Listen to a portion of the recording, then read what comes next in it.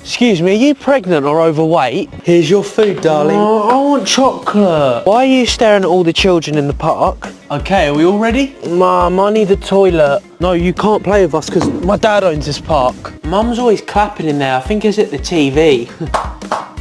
See? Are we there yet? No, we've only just left.